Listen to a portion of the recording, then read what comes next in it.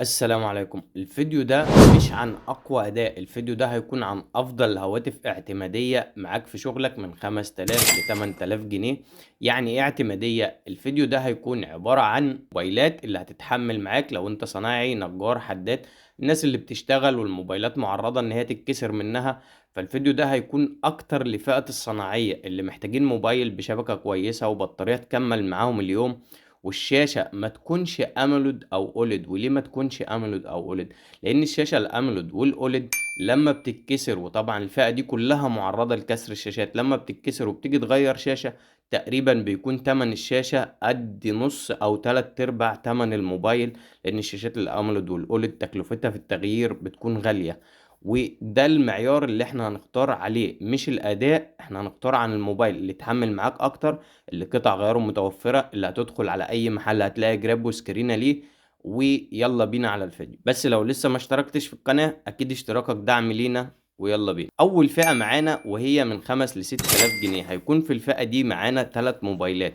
واولهم لو عايز موبايل بشبكة كويسة وكرتونة كاملة، يعني ما تشتريش شاحن ولا حاجة للموبايل، تشتري الموبايل وتروح بيه وتتعامل معاه على طول، يبقى اول خيار هيكون انفينكس هوت 60. والموبايل ده بيتميز عن اقرب منافسيه ان الصوت فيه ستيريو والشبكه كويسه ومحتويات العلبه كامله، وسعر النسخه ال628 فيه عامله 5400 5500 جنيه. الموبايلات اللي بنتكلم عنها في الفيديو ده يا جماعه، الموبايلات دي مش موجهه للالعاب. اما بقى لو حابب تعلى شويه وتاخد تجربه بطاريه اعلى شويه، هنروح للهونر اكس 6 سي. وده سعر النسخة ال628 فيه عاملة 5900 جنيه تقريبا. وهنا هيكون أفضل معاك في السطوع تحت أشعة الشمس، والبطارية أدائها كويس، وكمان بيشحن بسرعة 35 واط. يبقى كده عندك الانفينكس هوت 60 اي بيتميز انه ارخص، والصوت افضل، والهونر اغلى شوية لكن البطارية افضل شوية، وسرعة الشحن معاك اسرع شوية. يبقى كده الخيار عندك اللي انت هتهتم بيه اكتر هتختاره. يعني انت حابب بطارية وشحن اسرع وسطوع اعلى تحت اشعة الشمس، ولا حابب شبكة وصوت افضل؟ يبقى كده هتروح للانفينكس هوت 60 اي، وهو ارخص معاك كسعر. في حد هيقول لي طب الفئة دي فين ملك الفئة دي اللي هو الاي 07؟ انا هقول لك الاي 07 يعتبر افضل اداء في الفئة السعرية دي، بس احنا معيار الاتفاق هنا ان الشبكة تكون كويسة، لان الاي 07 جاي بمعالج من ميديا تك وهو الهيليو جي 99. والمعالج ده كفئة اقتصادية، كفئة سعرية بنتكلم عنها، من أفضل المعالجات اللي موجودة في الفئة دي، وهيمشي معاك في الألعاب. ده خلاف الأداء، هيديك أداء كويس. بس الموبايل ده أقدر أقولك شبكته مش أفضل حاجة، فممكن يمشي معاك لو شغلك في مكان فيه تغطية الشبكة كويسة، ما بتكونش مثلا التغطية ضعيفة.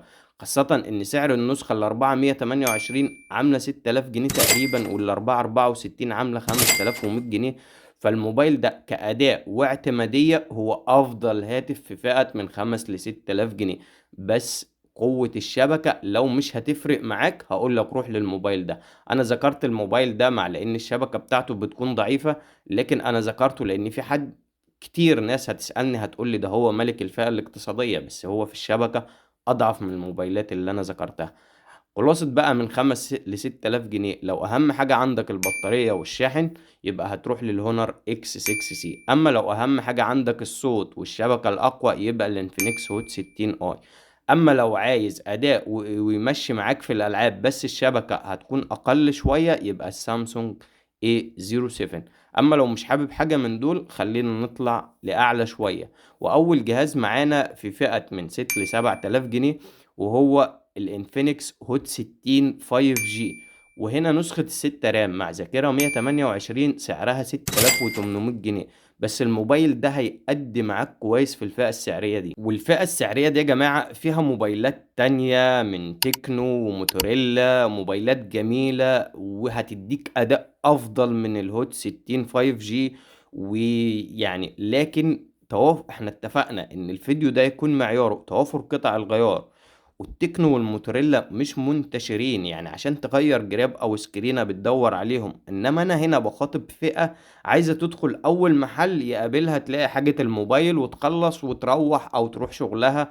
فانا بخاطب فئة بنعتمد على توافر قطع الغيار اللي هي شاشة، جراب، سكرينة، شاحن، اي حاجة متوافرة. يعني احنا هنا ما بندورش على الاداء. يعني انا بالنسبة لنا تكنو وموتوريلا فيهم اداء اعلى من الهوت 60 5G، لكن انا مش هذكرهم هنا علشان خاطر مش ده معيار الفيديو، بس انا حابب انوه عشان ما فيش حد يسألني يقول لي حاجة افضل من حاجة. احنا هنا بنتكلم عن موبايلات اعتمادية. خلينا نكمل وندخل نعلى شوية ل 7700 جنيه. هناخد ريدمي 15 النسخة 628.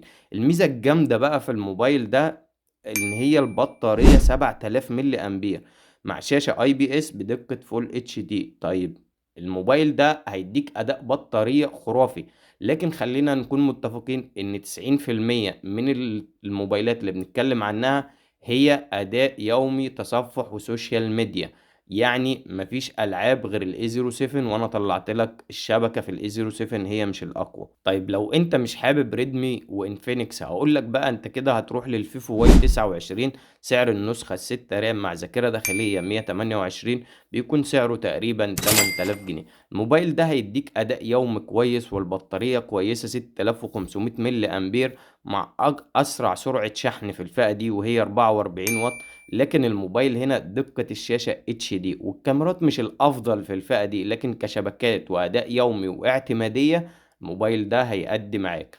طبعا احنا كده متفقين ليه استبعدت نسخ الاي 07 والنسخ الصغيرة من الاي 17 في الفئات السعرية دي، لان السامسونج بتتبع بروتوكول معين في الشبكة، هو ده ما بيكونش عيوب في الجهاز، ده بروتوكول معين اللي هو ترددات الشبكة دايما سامسونج بتقلل فيها، ودي بروتوكولات سامسونج بتقول للحفاظ على صحة الإنسان. يعني فأنا بالنسبة لنا لا، هو بيكون في تارجت معين مسموح للشركات ان هي تستخدمه في الشبكة. اوبو وريلمي وفيفو بيستخدموا اعلى تارجت مسموح بيه، اما سامسونج بتنزل لاقل تارجت مسموح بيه.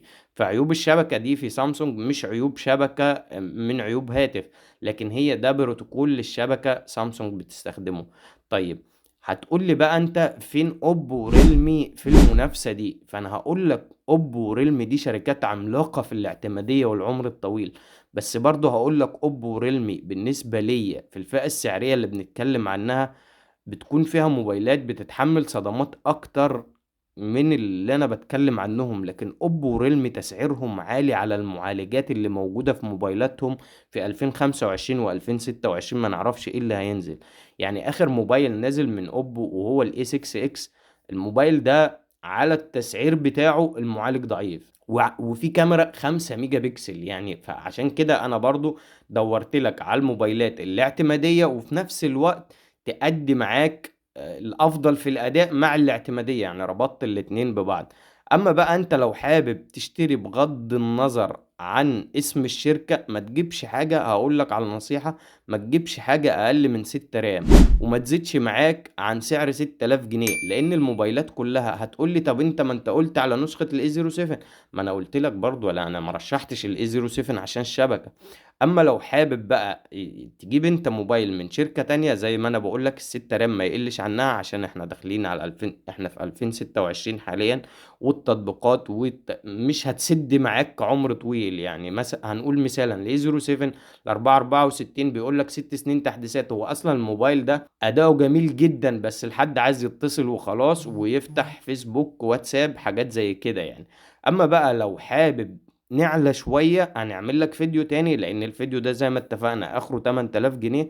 ولو حاسس ان انت استفدت من الفيديو ما تنساش لايكك، ولو عندك اي استفسار عن اي هاتف معين ومش حابب الهواتف اللي احنا اتكلمنا عنها، سيب لي نوع الموبايل اللي حابب تسأل عنه في تعليق وانا هجاوبك عليه بكل صراحة. وكده نكون متفقين الموبايلات دي مش افضل اداء، لكن هي افضل اعتمادية كتوافر قطع غيار وكتوافر شاشات وكسعر شاشة لا قدر الله لو حبيت تغيرها، والجراب والسكرينة متواجدين في اي مكان تدخله. وفي النهاية زي ما انا قلت لك ما تنساش لايكك، اكيد دعم لينا.